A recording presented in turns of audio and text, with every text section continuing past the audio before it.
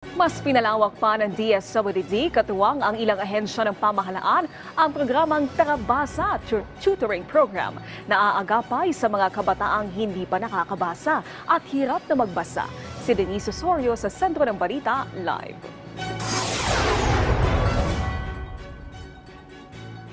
Naomi, ayon sa Department of Social Welfare and Development na pag-aralan ng Department of Education nitong dumaang pandemya na karamihan sa mga batang grade 1 at grade 2 o himigit kumulang sa 27% o 27% ang hindi nakakapagbasa o hirap magbasa.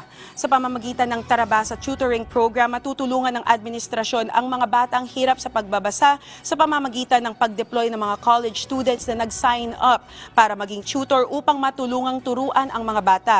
Pagtitiyak ni DSWD NCR spokesperson attorney Norjaniza Calaca na hindi magiging sagabal sa pag-aaral ng mga college students dahil ito ay sign-up basis ng mga estudyante ng mga partner state universities at colleges o SUCs at gagawin lamang habang school break. Nag-start yung ating Tarabasa program during the summer or pag huminto yung the normal na academic years natin. So during the summer talaga or yung naka-break yung mga bata, yung mga estudyante, college students, saka po natin din sila tinatap para maging tutors. Rest assured po that we are really closely coordinating with our partner universities. Kasi sila naman po yung nag-vet sa mga students na ito at nag-endorse. So yung conditions naman po ay malinaw naman po nating naipaliwanag sa kanila.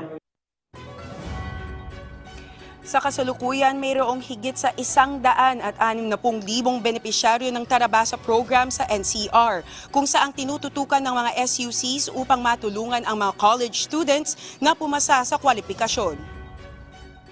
Ang qualifications po nito ay of course sila state universities kasi and colleges are the one who identify itong mga magiging beneficiaries natin as tutors and youth development workers. Kasi pag nag-enroll sila, so sa mga state colleges, we know for a fact that kinukuha din minsan yung mga ITR ng kanilang mga magulang.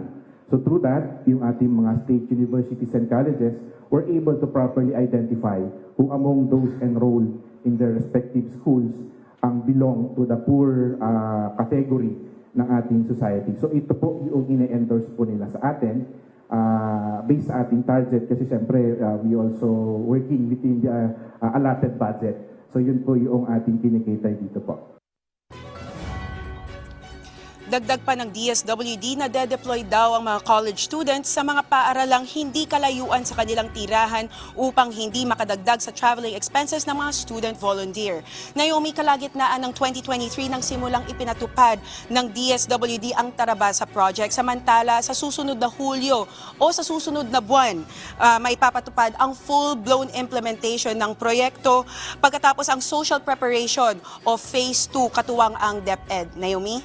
Maraming salamat, Denise Osorio.